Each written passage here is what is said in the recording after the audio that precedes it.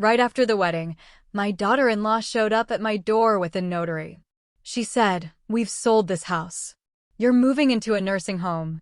I smiled and replied, "Great. But let's swing by the police station first. They're very curious about the files I handed over on you." I still remember standing in my living room, watching Amanda's smile, cold as a December grave, while the notary shuffled papers like he was dealing cards for my funeral. My heart was pounding, but I smiled back, sweet as pie, and said, "Perfect timing, but let's make a quick stop at the police station first. They've been waiting to hear about those documents I sent them yesterday." The color drained from her face faster than water down a broken drain. That was the moment I knew I had her, standing face to face with the daughter-in-law who thought she'd outsmarted a 68-year-old woman.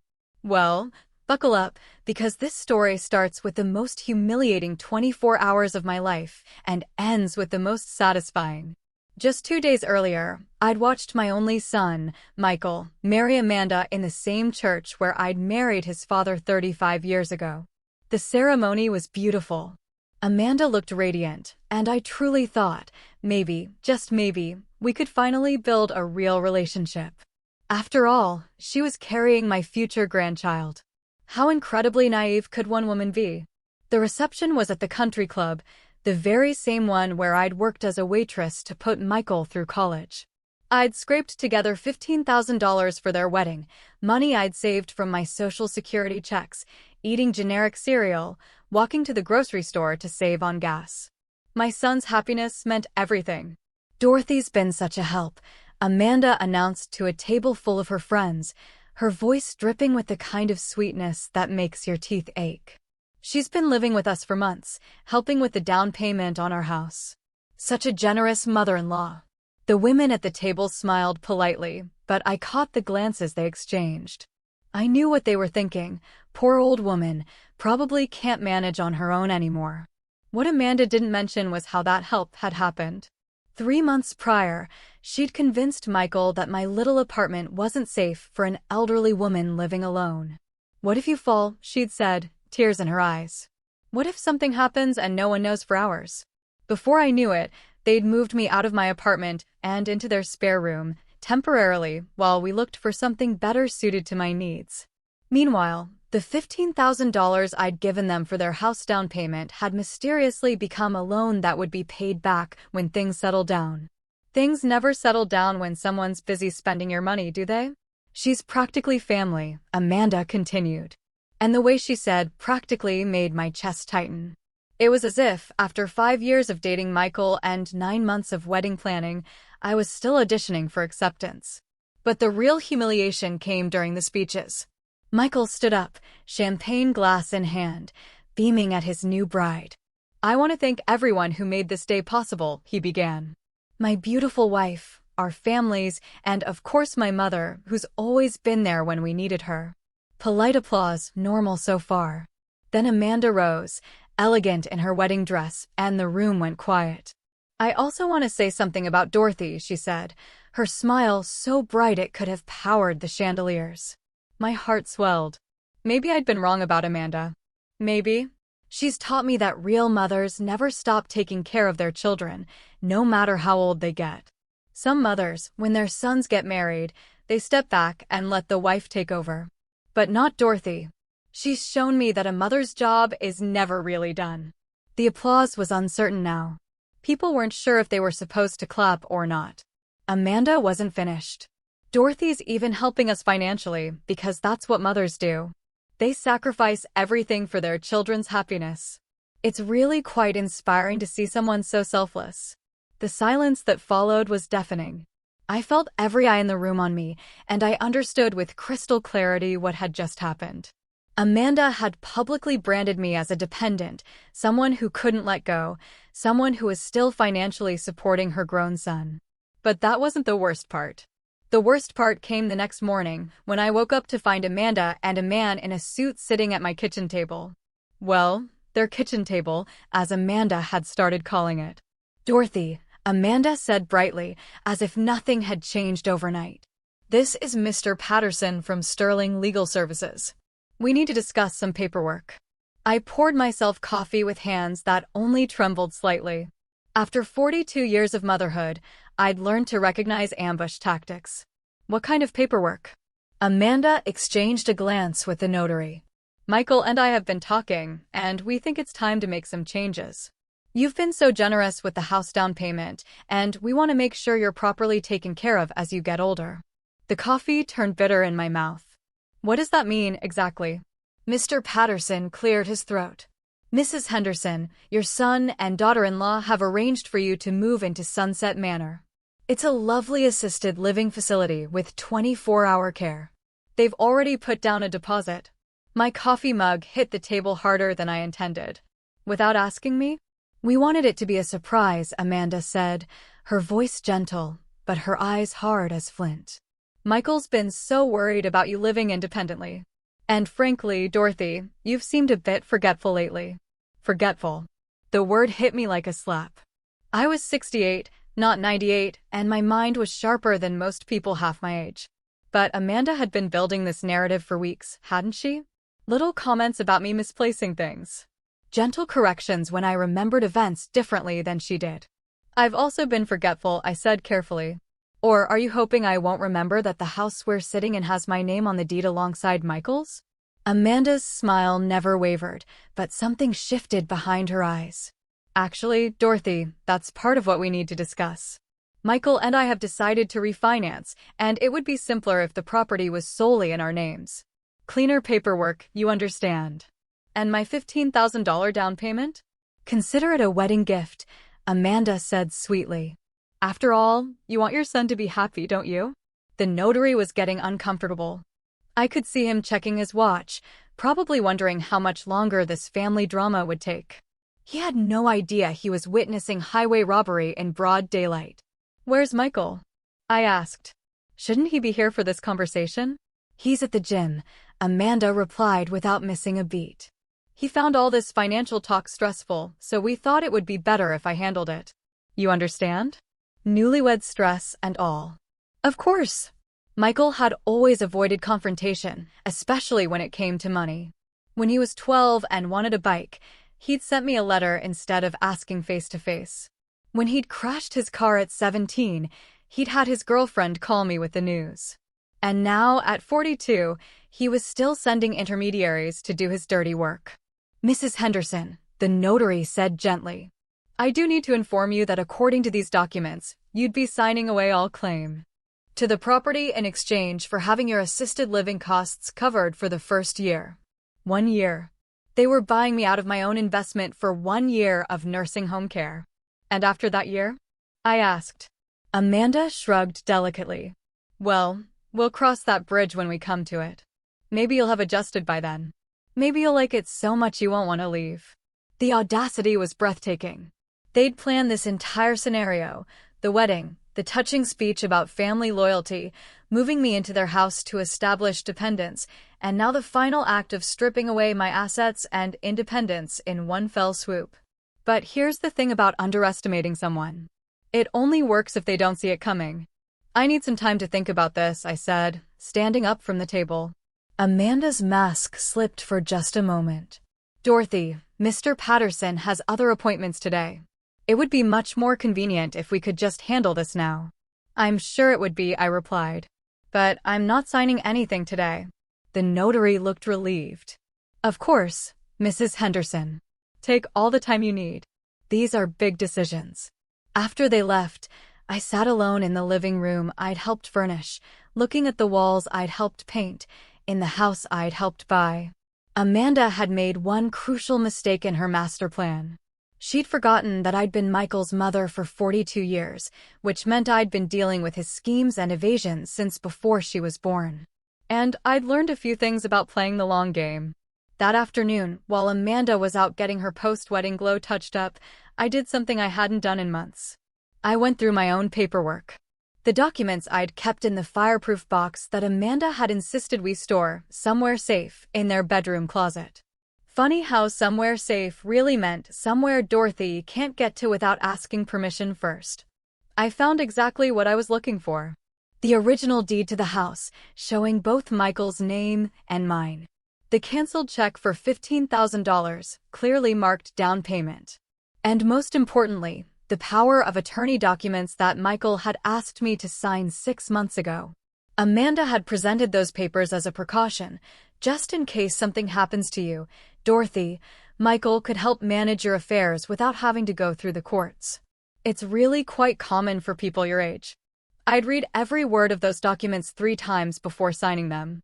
What Amanda didn't know was that I'd also had my lawyer add a very specific clause, one that made the power of attorney conditional on my mental competency as determined by 2 independent physicians. In other words, if I was sharp enough to handle my own affairs, the power of attorney was void. And despite what Amanda wanted everyone to believe, I was plenty sharp. My phone buzzed with a text from Michael. "Sorry, I missed the meeting this morning. How did it go with the paperwork?" I stared at that message for a long time. My son, asking about signing away my rights and assets via text message. As if I was a business transaction he could delegate to his wife. I typed back, "We'll need to discuss it when you get home." The response came immediately. "Actually, I'm staying at Tom's tonight. Wedding recovery. You know how it is. Amanda can catch me up tomorrow." Wedding recovery. He'd been married less than 48 hours, and he was already avoiding coming home. Or maybe he was avoiding facing what they'd tried to do to me. That evening, Amanda ordered Chinese takeout, and we ate in relative silence.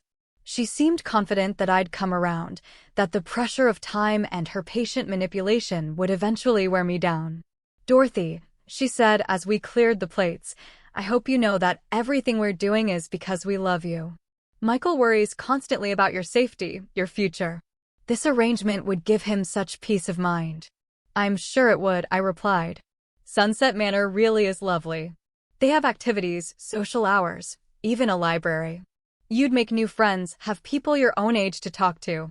People my own age, as if I'd somehow become incompatible with the rest of the world by virtue of having lived through the Carter administration. "Have you visited this place?" I asked. "Of course, Michael and I toured it last month. The staff is wonderful and the rooms are quite spacious, much more appropriate for someone with your needs." My needs. There was that phrase again, as if being 68 automatically created a list of special requirements that only Amanda could identify. "What exactly are my needs, Amanda?"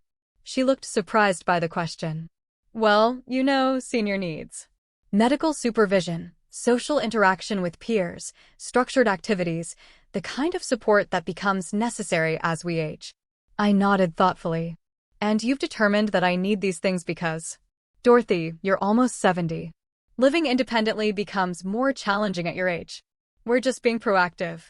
Almost 70. I was 68 in 3 months, but Amanda had been rounding up for weeks now, adding months and years to my age, like she was fast-forwarding me toward incompetence. "I see," I said. "And when did you and Michael decide that I was no longer capable of making my own decisions?" Amanda's patience was starting to fray around the edges. "We're not saying you're incapable, Dorothy. We're saying it's time to be realistic about your limitations." Limitations that coincidentally included the limitation of owning property they wanted to control. That night, I lay awake in the spare bedroom that had once been my temporary solution and was now apparently my last night of freedom. Amanda had made it clear that the Sunset Manor arrangement would happen with or without my cooperation. They'd use the power of attorney, claim I was becoming forgetful and unsafe. But Amanda had made her second crucial mistake.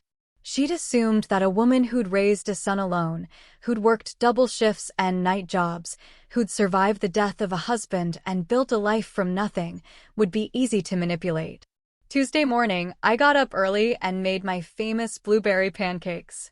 The same recipe I'd been making for Michael since he was 5 years old. Back when he'd sit at our tiny kitchen table in our tiny apartment and tell me about his dreams of having a big house someday. I'd wanted to help him achieve that dream. I'd never imagined he'd use it to cage me. "These smell wonderful," Amanda said, appearing in the kitchen in her silk pajamas. "Perfectly coordinated, even first thing in the morning." "What's the occasion?" "No occasion.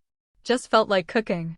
She sat down and accepted a plate, cutting her pancakes into neat, precise bites. "I hope you've had time to think about our conversation yesterday, Dorothy. Mr. Patterson called. He can come back this afternoon if you're ready to move forward."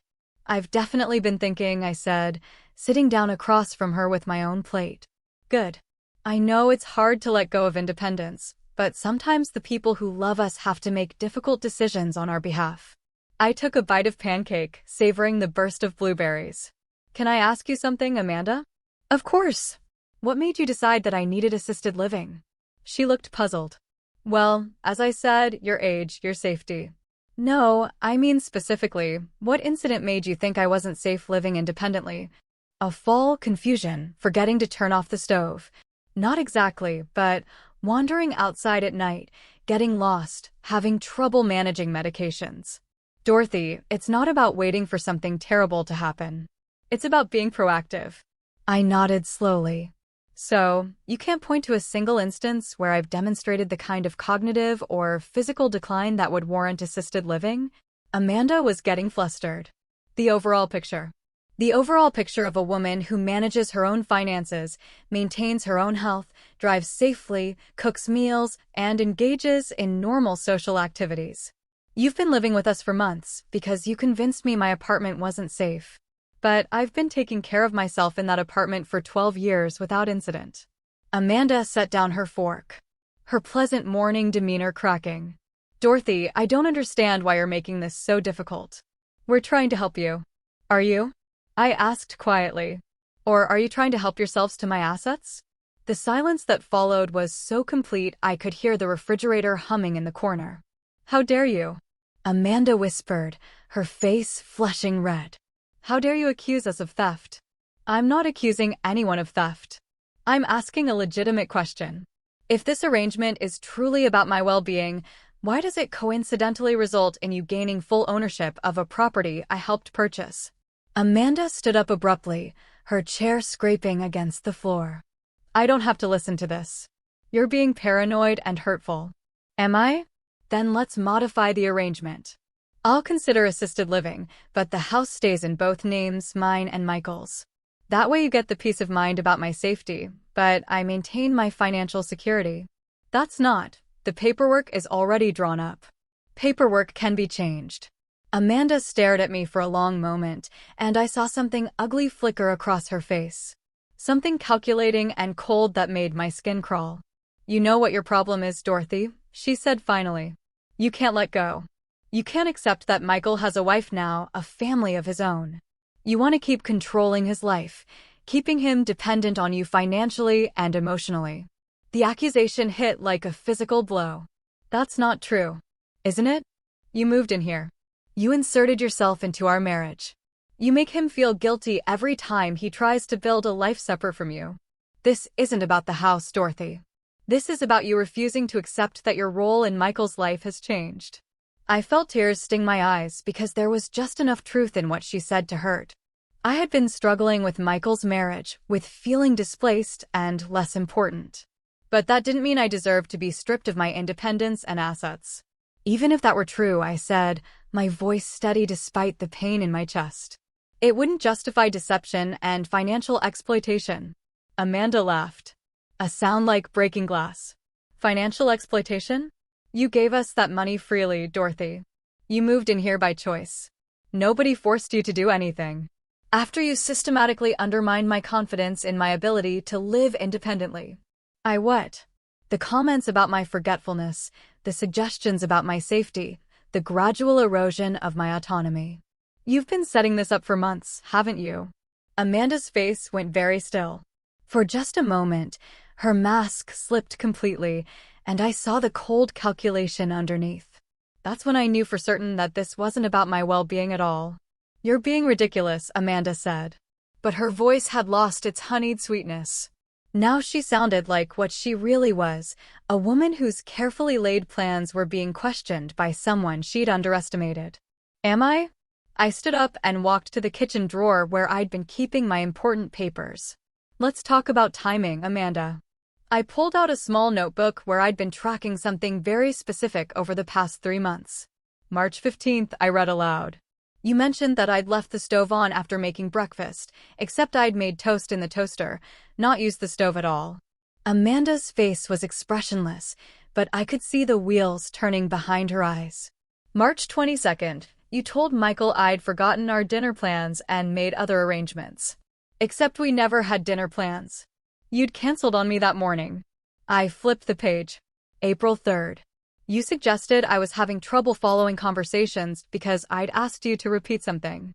What I'd actually asked was for you to speak louder because you were whispering.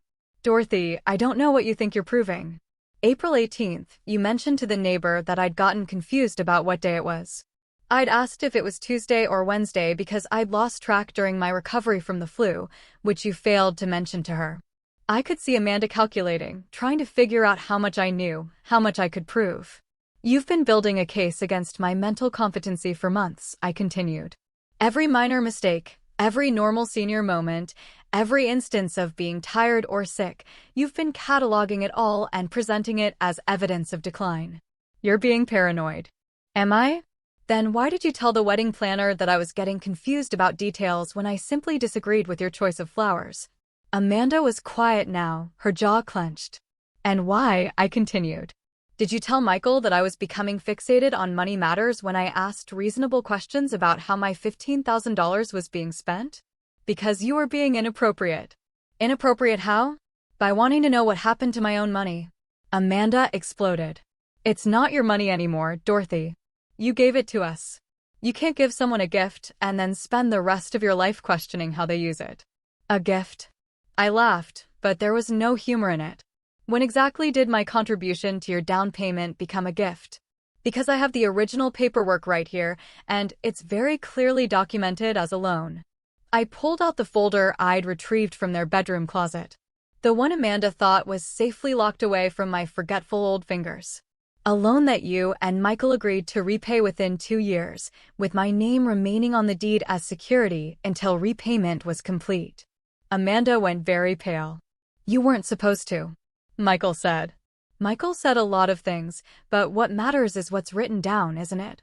I spread the documents on the kitchen table like a winning poker hand: loan agreement, deed with both names, power of attorney with mental competency clause. And my personal favorite, the email from you to Michael from 2 months ago. Amanda's eyes went wide. What email? The one where you wrote, and I quote, "We need to move faster on the Dorothy situation. She's asking too many questions about the money, and I'm worried she's going to cause problems with the refinancing." The silence stretched between us like a chasm. You went through my private messages. You went through my private life and systematically dismantled it. I'd say we're even. Amanda sat down heavily, her perfect composure finally cracking. You don't understand the pressure we're under, Dorothy. The mortgage payments, the wedding expenses, the baby coming. We needed. You needed my money and my property, but not me. That's not true, isn't it? Because your plan was pretty clear. Get me to sign away my assets. Park me in assisted living and have power of attorney to make sure I can't cause any more trouble. How long before you'd have convinced Michael I was too senile to manage visits? How long before I became that sad old woman whose family never comes to see her? Amanda was crying now, tears streaming down her perfect face. We weren't trying to hurt you. We needed options. The baby, our future. We needed security. At the cost of my security. You're old, Dorothy. You don't need security the way we do. You don't have decades of life ahead, of children to raise, careers to build. We have expenses you can't understand. And there it was, the ugly truth underneath all the manipulation and gaslighting. In Amanda's mind, my remaining years were worth less than their future plans. My needs were negotiable because I didn't have as much time left to need things. You're right, I said quietly. I am getting older. I probably don't have decades left. Amanda looked hopeful for the first time that morning, which is exactly why I continued. But I'm not going to spend whatever time I have left being manipulated and controlled by someone who sees me as disposable. The hope disappeared from her face. I'm not signing your papers, Amanda. Not today. Not tomorrow. Not ever. And if you and Michael want me out of this house, you're going to have to follow legal procedures, which means proving I'm actually incompetent, not just inconvenient. That's when Amanda made her third and most crucial mistake. She decided to get mean. You selfish, bitter old woman. Amanda hissed, all pretense of caring daughter-in-law evaporating like morning mist. Do you have any idea what you're doing to Michael? To our marriage? I'd been waiting for this moment. The moment when her mask would slip completely and show me who she really was underneath all that practiced sweetness. Enlighten me, I said calmly. You're destroying his happiness. He's torn between his wife and his mother, and you're making him choose. What kind of mother does that to her own son?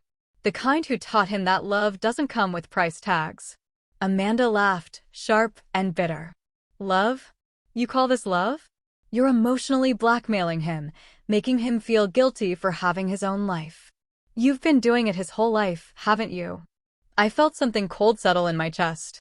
What do you mean? Michael told me everything, Dorothy, about how you guilt-tripped him into staying local for college instead of going to Stanford. How you had mysterious health scares every time he tried to date seriously. How you made him feel responsible for your loneliness after his father died. Each word was designed to cut deep, and they did.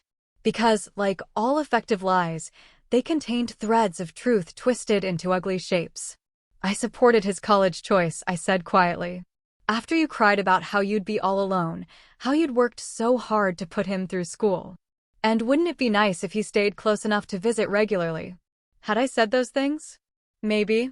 I'd been lonely, scared about facing empty nest syndrome and widowhood simultaneously, but I'd never tried to control his choices. And the health scares, Amanda continued, sensing weakness, the chest pains when he started getting serious with Jennifer in college, the dizzy spells when he was planning to move to Chicago with Sarah. My mouth went dry. Those health issues had been real. Stress-induced, but real. The doctor had confirmed it. But the timing. You've been manipulating him for years, Dorothy. Making yourself the center of his world by playing the victim. And now you're doing it again. I'm not. Yes, you are. You're making him choose between his mother and his pregnant wife. You're forcing him to pick between your comfort and his family's future. What kind of person does that? The accusations hit like physical blows because there was enough truth in them to sting. Had I been too dependent on Michael over the years? Had I unconsciously guilt-tripped him into staying close? But even if I had, it didn't justify what they were doing now. Even if everything you just said is true, I managed. It doesn't give you the right to defraud me. Defraud. Amanda's voice rose to a near shriek. We're trying to take care of you. We're trying to make sure you have a safe place to live and medical care when you need it. By stealing my assets and warehousing me in a facility I never chose? By making sure you don't end up alone and helpless with no one to look after you. I'd rather be alone than be with people who see me as a burden to be managed. That's when Amanda showed me exactly how much she'd been holding back. Fine, she said, her voice deadly calm. You want to play hardball, Dorothy? Let's play hardball. You have 24 hours to reconsider your position. Or what? Or I tell Michael about the pills. My blood turned to ice water. What pills? Amanda smiled, and it was the most frightening expression I'd ever seen on a human face. The Xanax I found in your purse. The prescription that isn't yours. The medication you've been hiding from us. I stared at her, understanding dawning like a slow sunrise. Those were Sarah Martinez's pills. She asked me to pick up her prescription because she couldn't get off work. I was dropping them off to her this afternoon. Can you prove that? Sarah can confirm. Sarah Martinez, who moved to Phoenix last month. That's Sarah Martinez. The room spun slightly. Sarah had moved? Yes. But she'd asked me to pick up her prescription as a favor before she left to save her a trip to the pharmacy. The pills were still in my purse because I'd forgotten to give them to her before she moved. You're going to claim I'm abusing prescription medication that isn't mine? I'm going to express concern about your judgment and your potential addiction issues. Combined with your recent paranoid accusations about financial exploitation, your documented confusion and memory problems, and your increasingly erratic behavior, she let the threat hang in the air between us. Michael will have no choice but to pursue legal guardianship for your own protection.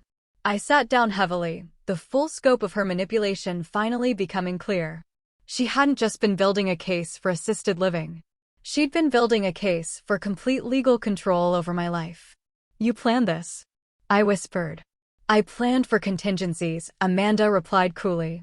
I hoped you'd be reasonable, but I prepared for the possibility that you'd be difficult. Michael would never. Michael will do whatever it takes to protect his family, and I'm his family now, Dorothy. You're just the woman who. That statement took my breath away. Now, Amanda continued, checking her watch. Mr. Patterson will be here at 2 o'clock. You can sign the papers voluntarily and move to Sunset Manor with dignity, or you can fight it and find yourself declared incompetent by a court. She started to leave the kitchen, then paused at the doorway. Oh, and Dorothy, if you even think about trying to tell Michael your version of this conversation, remember that you're a confused old woman with a drug problem and paranoid delusions. Who do you think he's going to believe, his pregnant wife or his increasingly unstable mother? After she left, I sat alone in the kitchen where I'd made breakfast that morning like it was any other day.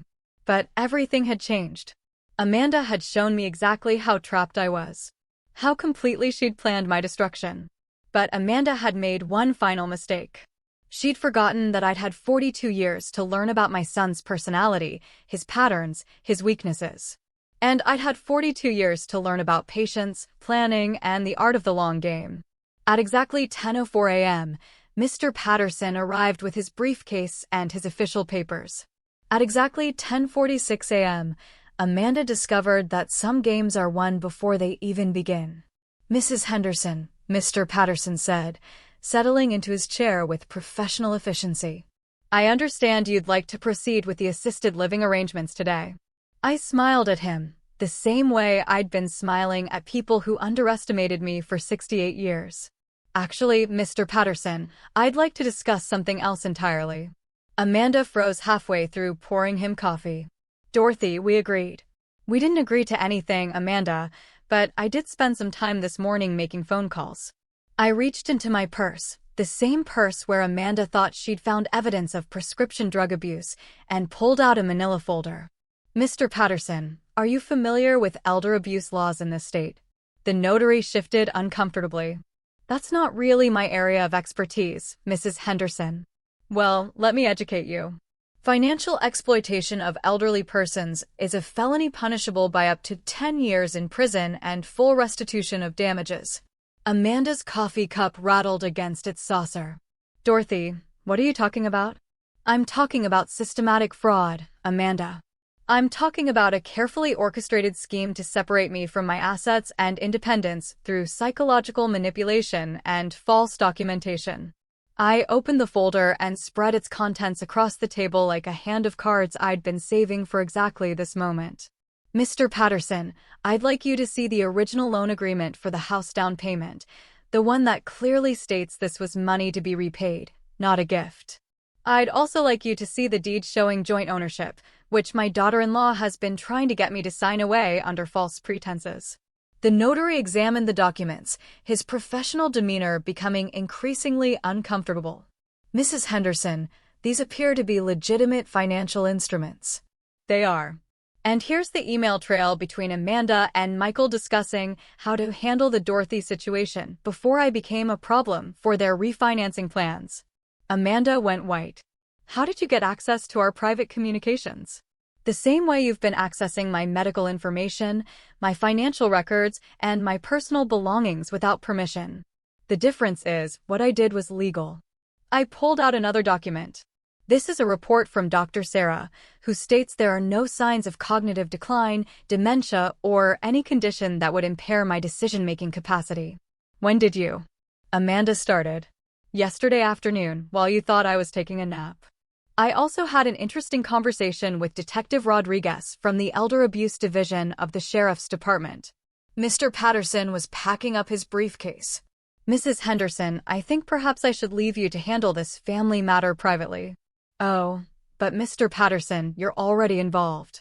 You see, knowingly participating in the financial exploitation of an elderly person makes you an accessory to a felony. The man went pale. I was told this was a voluntary arrangement. By whom? Did you speak with me directly about my wishes, or did you take Amanda's word that I wanted to sign away my property rights? Mrs. Amanda Henderson contacted our office and explained that you needed assistance with legal documents due to cognitive issues. Cognitive issues that she documented how exactly? Amanda finally found her voice. Dorothy, you're blowing this completely out of proportion. We were trying to help. Help yourselves, you mean? I turned back to Mr. Patterson. Sir, I'm 68 years old, in excellent health, and fully competent to manage my own affairs. No one has the right to make legal decisions for me without my explicit consent. Regardless of what my daughter-in-law has told you about my supposed limitations. The notary was edging toward the door. I think there's been a misunderstanding. I'll need to consult with my supervisor about how to proceed. You do that, I said cheerfully. And while you're at it, you might want to check your liability insurance. I imagine it covers mistakes, but fraud is another matter entirely. After he left, Amanda and I sat in silence for a long moment. When she finally spoke, her voice was small and desperate. Dorothy, please. You don't understand the position we're in. The debt, the expenses. I understand perfectly. You bit off more than you could chew, and instead of facing the consequences like adults, you decided to solve your problems by robbing your husband's mother. It wasn't supposed to be robbery. It was supposed to be redistribution. You don't need all that money at your age, and we have decades ahead of us. Children to raise. There it is again. My age as justification for your greed. Amanda was crying now, tears streaming down her face. What do you want from us, Dorothy? What will it take for you to just let this go? I stood up and walked to the window, looking out at the garden I'd helped plant, the fence I'd helped repair, the life I'd helped them build. I want my $15,000 back, with interest. I want my name removed from this deed, and I want you both to sign a document acknowledging that you attempted to defraud me. We can't pay you back $15,000. We don't have that kind of money. Then you'll need to figure it out. Sell some of that new furniture you bought with my mortgage payments. Cancel your Tuscany vacation. Get a second job. And if we refuse? I turned back to face her, and I let her see exactly how much steel was underneath my pleasant grandmother exterior. Then I filed charges, and we let a jury decide whether your financial desperation justifies elder abuse. That evening, Michael finally came home. I heard him in the driveway, heard Amanda rushing to meet him at the door, heard the urgent whispered conversation that followed. 20 minutes later, he knocked on the door of the spare bedroom where I was packing my belongings. Mom, can we talk? I looked up from folding the sweater I bought with my first Social Security check. Of course, sweetheart, come in. He looked terrible, pale, exhausted, like a man who just discovered his whole life was built on quicksand, which in a way, it was. Amanda told me about today, about the accusations you're making. They're not accusations, Michael. They're facts, backed up by documentation. He sat down heavily on the edge of the bed. Mom, I need you to understand something. Amanda and we never meant to hurt you. But you did hurt me. The question is whether you meant to, or whether you just didn't care enough to think about the consequences. That's not fair, isn't it? You let your wife convince you that I was becoming incompetent without bothering to talk to my doctor. You planned to put me in assisted living without visiting the facility or asking what I wanted. You were going to strip me of my property rights without even having the courage to be present for the conversation. Michael flinched. The gym thing. I was scared, Mom. I didn't know how to handle it. So, you let Amanda handle it instead. She said she'd take care of everything. Make it easy for you. Make it easy for me to be robbed, you mean? It wasn't robbery. God, Mom, you make it sound like we're criminals. I stopped packing and looked at my son. Really looked at him. At 42, he still had the same face he'd had at 12 when he'd broken Mrs. Patterson's window with a baseball and tried to convince me it had been an accident. What would you call it, Michael? Taking someone's money under false pretenses? Attempting to have them declared incompetent so you can control their assets? Systematically undermining their confidence and independence. We were trying to protect you from what? From living my own life with my own money and my own home? From being alone and vulnerable? From falling and lying there for hours with no one to help? From being taken advantage of by people who don't love you? The irony was so thick you could cut it with a knife. The only people who've tried to take advantage of me, Michael, are you and your wife. He put his head in his hands. I don't know how this got so messed up. It got messed up because you stopped seeing me as a person and started seeing me as a problem to be solved. That's not true. When was the last time you asked me what I wanted, Michael? Not what Amanda thought I needed. Not what you decided was best for me, but what I actually wanted for my own life. He was quiet for a long time. I don't remember. Neither do I. And that's the real tragedy here, isn't it? Somewhere along the way, my feelings and preferences became irrelevant to decisions about my life. Mom, what do you want us to do? Amanda says you want us to pay back the down payment money, but we can't. It's gone. It's tied up in the house. Then sell the house. We can't sell the house. Amanda's pregnant. We need the space, the neighborhood. You need a lot of things, Michael, but none of them are more important than my right to be treated with honesty and respect. He looked up at me with desperate eyes. There has to be another way.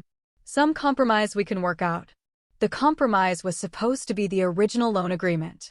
I give you money to help with the down payment. You pay me back over 2 years. But Amanda decided that wasn't good enough. She wanted it all. My money, my property rights, and my independence. She's scared, Mom, we both are. The baby, the expenses, the pressure. And you thought the solution was to make your fear and pressure my problem to solve. Michael was crying now, tears streaming down his face like he was 12 years old again. I'm sorry, Mom. I'm so sorry. I don't know how to fix this. I sat down beside him on the bed and took his hand the way I had 1,000 times when he was growing up and the world seemed too big and scary. Michael, I love you more than life itself. I always have and I always will. But love doesn't mean letting people hurt you without consequences. What are you going to do? I'm going to move out tomorrow. I've already arranged a rental apartment across town. You don't have to. Yes, I do. I can't live with people who see me as a burden and a bank account. And the money? I squeezed his hand gently. You have 30 days to come up with a repayment plan. If you can't, we'll let the courts sort it out. He nodded miserably. I understand. I hope you do, sweetheart, because this isn't just about money. This is about whether you're going to be the kind of man who stands up for what's right, even when it's difficult. After Michael left, I finished packing my few belongings. Tomorrow, I'd start over again at 68 years old. It wasn't the retirement I'd planned, but it was better than the alternative. And Amanda still didn't know about the phone call I'd made to her mother that afternoon. 3 weeks later, I was settled into my new apartment, a cozy one-bedroom place with a view of the park and neighbors who remembered what it meant to look out for each other. The building was full of active seniors who played cards, organized potluck dinners, and treated each other with the respect that Amanda had found so difficult to manage. I'd heard nothing from Michael or Amanda since moving out. No phone calls, no texts, no attempts to negotiate or apologize. The silence spoke volumes about their priorities, but I wasn't alone in my new life. Dorothy, dear, you have a visitor, called Mrs. Chen from the lobby intercom. I wasn't expecting anyone, but when I looked through the peephole, I saw a woman about my age holding a plate covered with aluminum foil. Mrs. Henderson, I'm Patricia Winters, Amanda's mother. I opened the door, curious about what Amanda's mother could possibly want with me. Patricia Winters was elegant in the way that comes from decades of good breeding and careful attention to appearance. But her eyes were tired, and there was something apologetic in her posture. Please come in, I said. Can I offer you some tea? That would be lovely. Thank you. We sat in my small living room, the afternoon light streaming through windows that overlooked a garden I was already planning to help tend come spring. Mrs. Henderson, Patricia began, I owe you an apology. Please call me Dorothy. And what could you possibly need to apologize for? For not raising my daughter better than this. I sat down my teacup, surprised by her directness. When you called me 3 weeks ago and told me what Amanda had done, my first instinct was to defend her. No mother wants to believe their child is capable of such cruelty. But I've known Amanda for 34 years, and if I'm honest, I've seen this pattern before. Patricia sighed deeply. When Amanda was in college, there was an incident with her roommate's credit cards.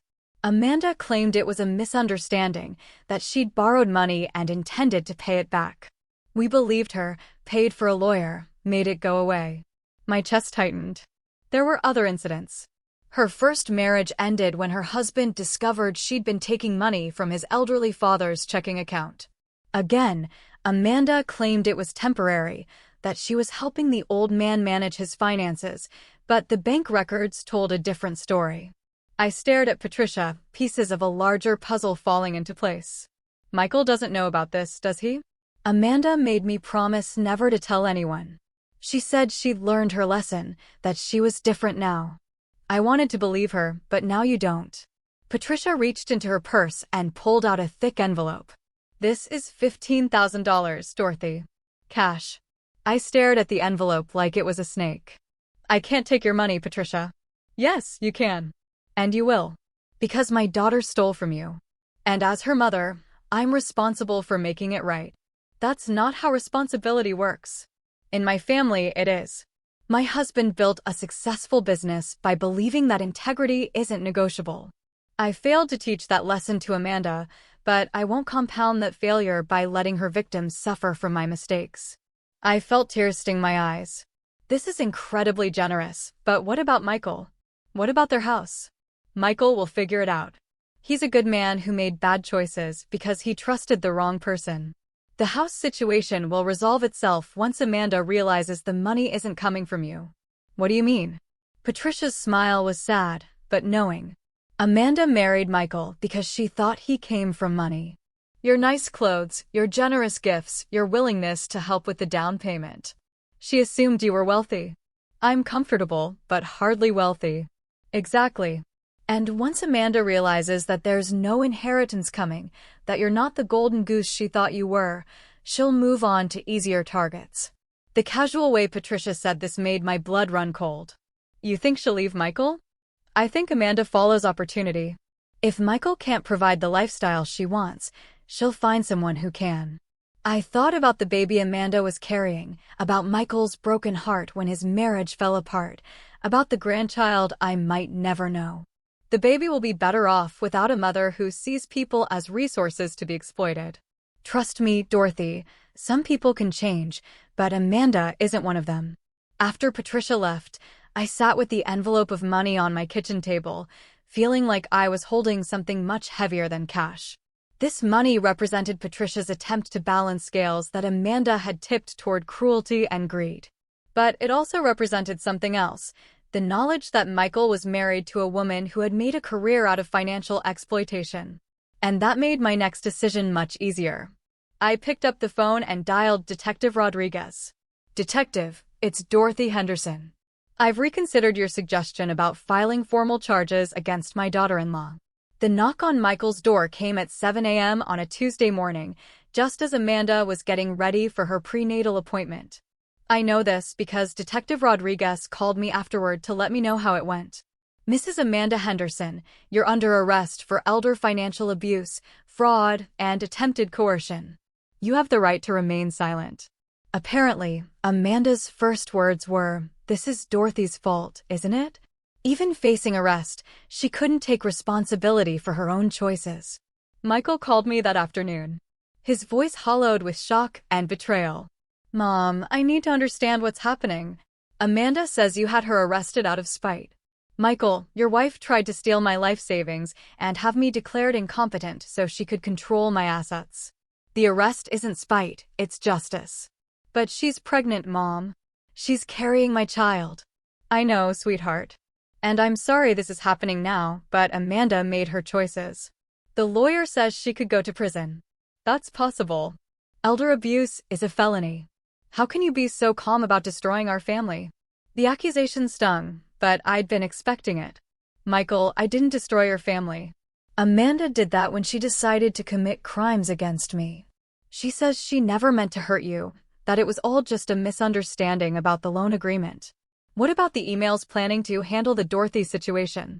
What about the systematic campaign to make me seem incompetent? What about threatening to claim I had a drug problem if I didn't cooperate? Silence on the other end of the line. Michael, your wife is a predator. She's done this before to other elderly people. I'm not her first victim. What do you mean? I mean, you need to ask yourself some hard questions about the woman you married and whether you ever really knew her at all. That evening, Patricia Winters called me. Dorothy, I wanted to thank you for pressing charges. I know it wasn't easy. It was the hardest thing I've ever done, but I couldn't let her do this to someone else's family. The police contacted me today. They're looking into Amanda's past relationships, other potential victims. It seems your case has opened up a much larger investigation. My stomach dropped. How much larger? Amanda's first husband wasn't the only one. There were at least 3 elderly men she dated briefly, all of whom experienced mysterious financial problems during their relationships with her. And there was an incident at the assisted living facility where she worked before meeting Michael. I felt sick. She worked at an assisted living facility? For 6 months. She was fired for suspected theft from resident accounts, but charges were never filed due to lack of evidence. The full scope of Amanda's predatory behavior was becoming clear. She hadn't targeted me because I was Michael's mother. She targeted me because I was a vulnerable elderly woman with resources she wanted to control. Patricia, does Michael know about any of this? I told him this afternoon. He's processing. My 42-year-old son was processing the fact that he'd married a woman who made a living exploiting elderly people. How is he handling it? About as well as you'd expect. He's devastated, angry, and blaming everyone except Amanda. But the evidence is overwhelming, Dorothy. Even Michael can't deny it forever. That night, I couldn't sleep. I kept thinking about the baby Amanda was carrying, about the innocent life that would be born into this chaos. I thought about Michael, whose world was crashing down around him. I thought about all the other victims Amanda had left in her wake. But mostly, I thought about the choice I'd faced 3 weeks ago. Let Amanda get away with her crimes, or fight back and face the consequences. I'd chosen to fight. And while that choice would have ripple effects for years to come, it was the right choice. Because sometimes, when you're dealing with people who see kindness as weakness, the most loving thing you can do is set boundaries with consequences attached. My phone rang at midnight. Michael's name on the caller ID. Mom, I'm here, sweetheart. I'm sorry. His voice was broken, raw with pain and regret. I'm so sorry for everything. For not believing you, for not protecting you, for choosing her over you. Michael, you don't have to choose between us. You just have to choose between right and wrong. I think I might lose everything, Mom. The house, my marriage, my family. Maybe. But you'll still have the most important thing. What's that? Your integrity. And the chance to be the kind of man your father would be proud of. He cried then, deep sobs that came from somewhere primal and broken. And I cried with him, for the innocence we'd both lost. For the family we'd thought we were building, for the grandchild who would grow up in the shadow of this betrayal. But beneath the grief, there was something else. Relief. Because for the first time in months, my son was seeing clearly. And that meant there was still hope for us both. 6 months later, I stood in the courthouse, watching Amanda plead guilty to 3 counts of elder financial abuse. She looked different, smaller somehow, without the designer clothes and professional makeup that had been part of her costume. Michael sat 2 rows behind me with Patricia Winters. He'd filed for divorce 3 weeks after Amanda's arrest when the full scope of her criminal history became public. The baby, a little girl, had been born healthy despite the stress of her mother's legal troubles. Your Honor, Amanda's lawyer said, my client deeply regrets her actions and asks the court's mercy in consideration of her circumstances as a new mother. Judge Martinez looked unimpressed. Mrs. Henderson, you systematically targeted vulnerable elderly individuals for financial exploitation. Your actions weren't momentary lapses in judgment. They were part of a calculated pattern of abuse spanning several years. Amanda started crying, the same manipulative tears she'd used on Michael and me for months. Mrs. Henderson, you've pleaded guilty to defrauding Mrs. Dorothy Henderson of $15,000, attempting to coerce her into signing away property rights, and making false statements about her mental capacity. The court sentences you to 18 months in state prison, followed by 3 years of probation and full restitution to the victim. 18 months. It seemed like such a short time for the damage she'd caused, but it was more than I'd expected. After the sentencing, Michael and I walked outside together into the spring sunshine. How do you feel? He asked. Tired, I admitted, but also free. I keep thinking about the baby, about Emma growing up knowing her mother is in prison. Emma. They'd named her Emma Dorothy Henderson. Michael's attempt to honor me despite everything that had happened. Emma will be better off knowing the truth than living with lies, I said. And she'll have you and Patricia, and maybe even me, if you'll let me. Michael stopped walking and turned to face me. Mom, I need you to know something. When Amanda was trying to convince me you were incompetent, there was a part of me that wanted to believe her. The honesty hurt, but I appreciated it. It would have been easier than facing the truth about my marriage, about my judgment, about the person I'd chosen to build a life with. Mom, I let her make me see you as a burden instead of a blessing. I let her convince me that loving you is somehow betraying her. I chose comfort over courage, and it nearly cost me everything that actually matters. I took his hand, the same hand I'd held when he was learning to cross the street, when he graduated from college, when he'd called to tell me he was getting married. We all make mistakes, sweetheart. The question is what we do with the lessons they teach us. What I learned is that my mother is the strongest, smartest, most resilient woman I've ever known. And I'm sorry it took me this long to remember that. 3 weeks later, Michael brought Emma to visit me in my apartment. She was beautiful, dark hair like her father, Patricia's elegant nose, and eyes that seemed to see everything. She's perfect, I whispered, holding my granddaughter for the first time. Mom, Michael said quietly. I've been thinking about the house. I can't afford the mortgage payments without Amanda's income, and, honestly, I don't want to live there anymore. Too many bad memories. I looked up from the baby's face. What will you? I want to sell it and give you half the proceeds. It's not exactly what you're owed, but it's a start. Michael, you don't have to. Yes, I do. Mom, you taught me that family means taking care of each other. For a while there, I forgot what that meant. 6 months after that, Michael and Emma moved into a small house 3 blocks from my apartment. Michael took a second job to make ends meet, but he also started coming over for dinner twice a week. We'd sit on my tiny balcony while Emma played on a blanket, and we'd talk about everything except Amanda. Patricia Winters became an unexpected friend, stopping by regularly to help with Emma and share stories about the granddaughter she'd never expected to have such a relationship with.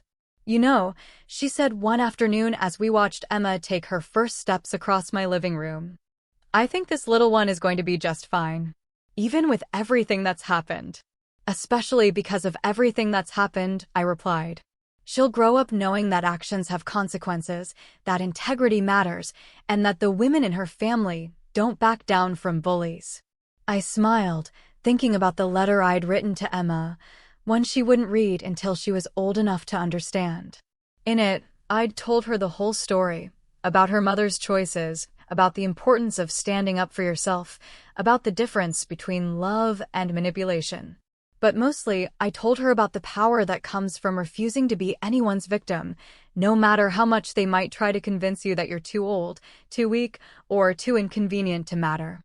Watching Emma take her first steps, I realized Amanda had actually given me the greatest gift of all. She'd reminded me who I really was.